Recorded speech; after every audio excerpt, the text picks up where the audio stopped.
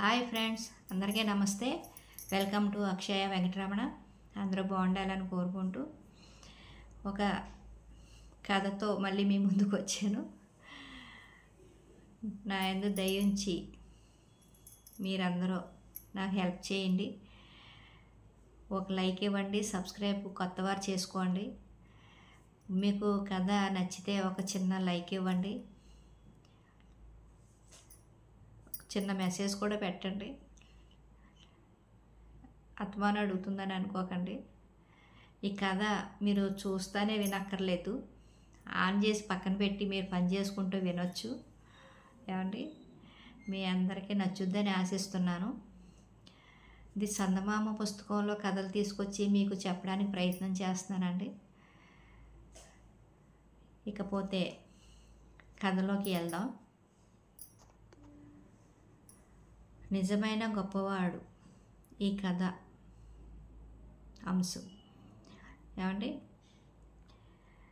శ్రవణానందుడు అనే ఒక గొప్ప ఆస్తిపరుడు పెద్దలు సంపాదించిన ఆస్తితో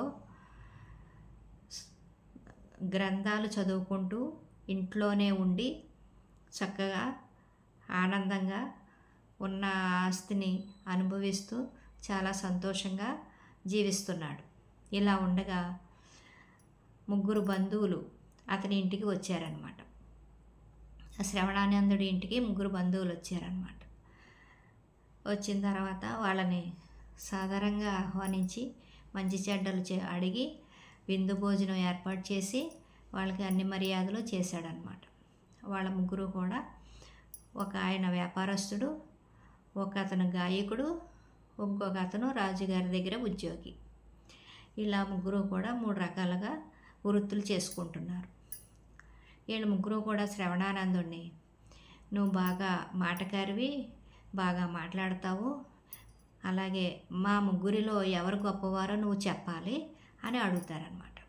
అప్పుడు శ్రవణానందుడు నవ్వి, ఎవరు గొప్ప, ఆళ్ళ గొప్ప వీళ్ళ గొప్ప అని కాదు, అందరూ గొప్పవాళ్ళే, ఎవరి వృత్తి వాళ్ళకి దైవంతో సమానం, అలాగని ఒకళ్ళని పోల్చుకోకూడదు అనేసి అంటాడనమాట. అనేటప్పటికి వ్యాపారి అంటాడు, అలా కాదు, నేను వ్యాపారిని, నాకులాగే వ్యాపారం చేయాలని చాలామంది అనుకుంటారు కదా, వాళ్ళు గొప్పవాళ్ళు కాలేరు కదా అని వ్యాపారి అంటాడనమాట. అలాగే మిగిలిన వాళ్ళిద్దరు కూడా అంటారు, మీ మీ వ్యాపారాలకు ఏముంది, మీ ముగ్గురు వ్యాపారాల్లో కూడా నేను చేసి చూపిస్తాను అని శ్రవణానందుడు అంటాడనమాట. మా ముగ్గురు వ్యాపారాలు కూడా నువ్వు చేస్తావా? అలా చేస్తే గనక నువ్వు మా మీద గొప్పవాడు అని అనుకుంటే, నిరూపిస్తే నీకు 1000 వరహాలు ఇస్తానని ముగ్గురు కూడా అంటారు. అలా ఒప్పందం చేసుకుంటారన్నమాట. సరే కదా అనేసి ముగ్గురు కూడా ఒప్పందం చేసుకుని ముగ్గురితో పాటు కూడా శ్రవణానందుడు వెళ్తాడనమాట. ముందుగా వ్యాపారి దగ్గరికి వెళ్తాడు. వ్యాపారి దగ్గరికి వెళ్ళిన తర్వాత అతనికి అన్ని వ్యాపారాలు చాలా ఉంటాయి. అందులో కూరగాయల వ్యాపారం కూడా ఉందన్నమాట. ఆ కూరగాయల కొట్టు దగ్గరికి వెళ్ళి వంకాయలు, ఒక గంపెడు వంకాయలు తీసుకుని సపరేట్గా పెట్టుకుని ఆ మార్కెట్లో అమ్మటం ప్రారంభిస్తాడనమాట. వంకాయల్ని ఎక్కువ ధరలో పెట్టి అమ్మటం ప్రారంభిస్తాడు. ఒక అతను కొనుక్కోవడానికి వచ్చి, ఏంటి ఇంత రేటు చెప్తున్నావు నువ్వు, పక్కనేమో రేటు తక్కువగా ఉంది, ఇంత ధర పెట్టారేంటి వంకాయలకి అని అడిగితే, వంకాయలు కాదు నా దగ్గర, క్వాలిటీ ఉన్న వంకాయలు అనేసి చెప్తాడనమాట. ఈ మార్కెట్ బాగా ఉన్నవాళ్ళు వచ్చి కొనుక్కునే మార్కెట్ ఇది నా దగ్గర వంకాయలు అందరూ కొనేవారు కాదు, కొనలేరు అని అంటాడనమాట. అతను వెళ్ళిపోతాడు. అలాగే ఆ మార్కెట్కి వచ్చే వాళ్ళందరూ కూడా బాగా డబ్బు ఉన్నవాళ్ళు అనమాట. అందుకని పెచ్చుగా రేటు పెట్టి అమ్మటం మొదలుపెట్టాడు. బాగా అమ్ముడైపోయినాయి, మంచి లాభం వచ్చింది, అది అయిపోయింది. మళ్ళీ ఇంకో రోజు ఇంకొక గంపెడు వంకాయలు తీసుకుని సామాన్యులు కొనుక్కునే మార్కెట్కి తీసుకెళ్ళాడనమాట. అక్కడ వంకాయలన్నీ రేటు తగ్గించి అమ్మటం ప్రారంభించాడు.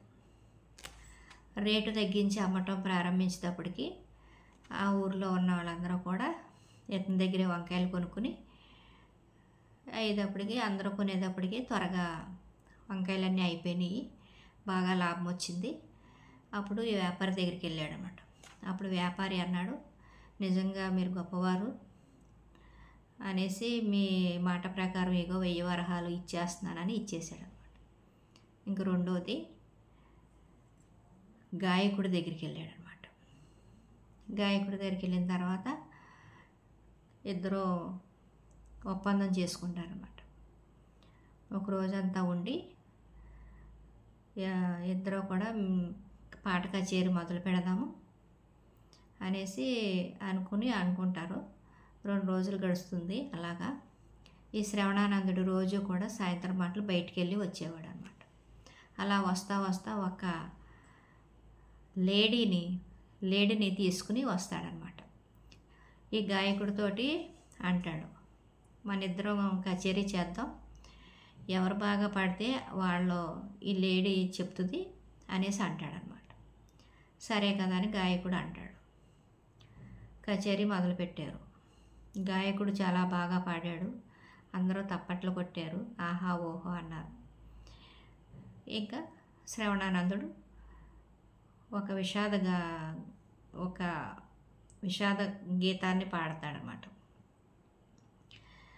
అది ఒక ప్రేమికురాలకి పాడే పాట అన్నమాట. అది ఎలాగా ఆలపించేటప్పటికి ఒక రాణి మీద పాట వస్తుంది అన్నమాట. రాణి అనేటప్పటికి ఈ లేడీ అక్కడ కూర్చున్నది, గబగబా ఈ శర్వాణానందుడి దగ్గరికి వెళ్ళిపోయి నుంచుంటుంది అన్నమాట. నుంచునేటప్పటికి అక్కడ ఉన్న వాళ్ళందరూ ఈ గాయకుడితో పాటు ఆశ్చర్యపోతారు. వాళ్ళకి అర్థం కాదు.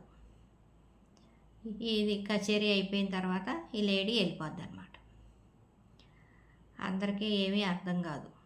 నేను ఇంత బాగా పాడాను కానీ సమాధానం చెప్పలేదు, మీరు పాడేటప్పటికి మీ దగ్గరికి వచ్చి నుంచుని అంత శ్రద్ధగా విన్నది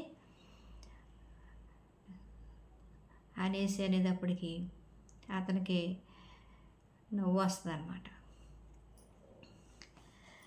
ఇలా జంతువులను కూడా మీరు ఆకర్షించేంతగా ఏం పాడారు అనేటప్పటికి శర్వానందుడు, ఇందులో విడ్డూరం ఏముంది, నేను 2 రోజులు దాన్ని లైన్లో పెట్టాను, దాని పేరు రాణి, నేను కచేరీ మొదలుపెట్టేటప్పటికి అది లేచి వచ్చి నా ముందు నుంచి ఉంది, కచేరీ అయిపోగానే వెళ్ళిపోయింది అని చెప్తాడనమాట. అలాగా అది ఇతనికి ఓటమి. అప్పుడు గాయకుడు ఆయనకు 1000 వరహాలు ఇచ్చేసి వెళ్ళిపోతాడనమాట. ఇంకా 3వ వ్యక్తి రాజుగారి దగ్గర ఉద్యోగి. ఆ ఉద్యోగి దగ్గరికి వెళ్తాడనమాట. వెళ్ళి రేపొద్దున్న నీకు రాజుగారితో బహుమానం ఇప్పిస్తాను అని చెప్తాడనమాట. అతనికి కోపం వస్తుంది. నాకే బహుమానం ఇప్పిస్తావా రాజుగారి దగ్గర అనేసి కొంచెం కోపం వస్తుంది అన్నమాట. అలా అయిన తర్వాత ఆ రోజు ఒక మణిని తీసుకుని మంత్రి గారి దగ్గరికి వెళ్తాడు శర్వానంద్. వెళ్ళి మంత్రి గారికి ఇచ్చి నమస్కారం చేసి ఈ మణి ఇచ్చేటప్పటికి ఆయన ఏమంటాడంటే, మంత్రి గారు మీకు ఏమన్నా సహాయం కావాలా అని అడుగుతాడనమాట. రేపు ఒక గడియ రాజుగారి దర్శనం నాకు ఇప్పించండి అని అడుగుతాడనమాట. సరే అయితే రేపు సభ ప్రారంభం అవుతుంది కదా, అప్పుడు మీరు రండి, మీకు రాజుగారి దర్శనం ఇప్పిస్తాను అని అంటాడనమాట.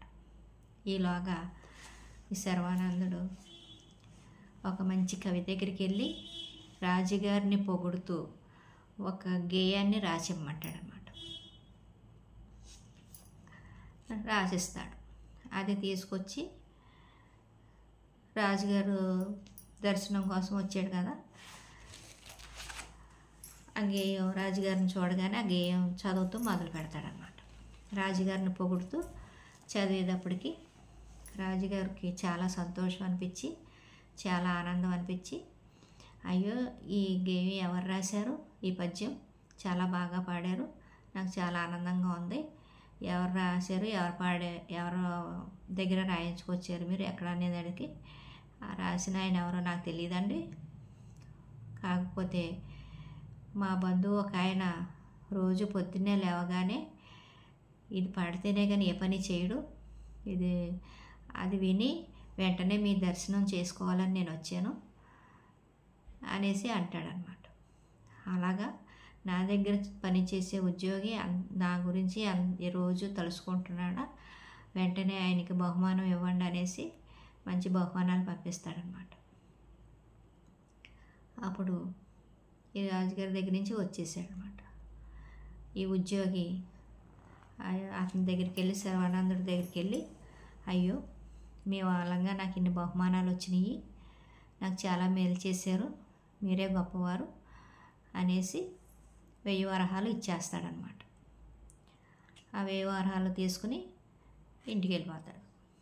అప్పుడు వీళ్ళ ముగ్గురు కూడా కలిసి సర్వానందుడి దగ్గరికి వచ్చి, మీకు ఇన్ని తెలివితేటలు ఉన్నాయి, ఇంత మేధాశక్తి ఉంది, మీరు ఈ మారుమూల గ్రామంలో ఎందుకు ఉండిపోవాలి, మాతో రండి, మీరు మంచి మంచి వ్యాపారాలు చేస్తారు కానీ మంచిగా మంచి మంచి పనులు చేసుకుంటూ ఇంకా హాయిగా సంతోషంగా ఉండొచ్చు, మాతో వచ్చేయండి అని అంటాడనమాట.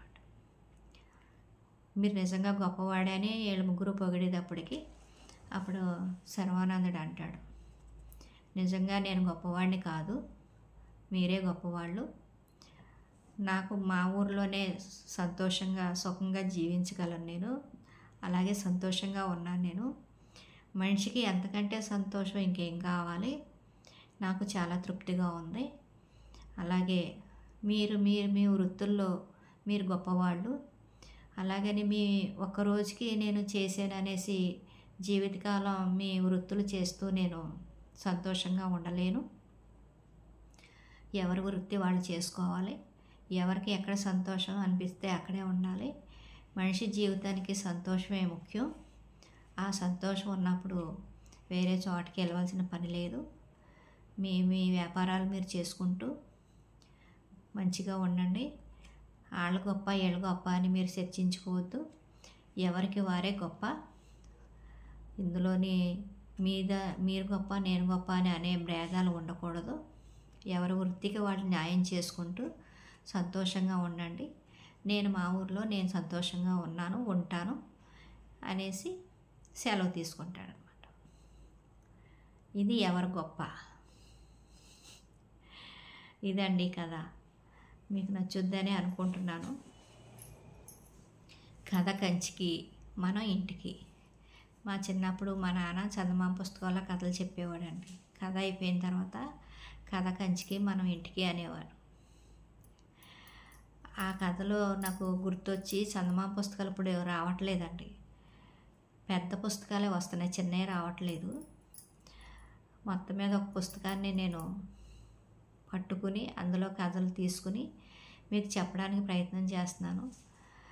ఈ అక్షయ ఛానల్ని ఆదరిస్తారని ఆశిస్తున్నాను. ఇంకా ముందుకు తీసుకెళ్తారని అనుకుంటున్నానండి. మీకు ఈ కథ నచ్చితే ఒక లైక్ ఇవ్వండి. కొత్తవారు సబ్స్క్రైబ్ చేసుకోండి.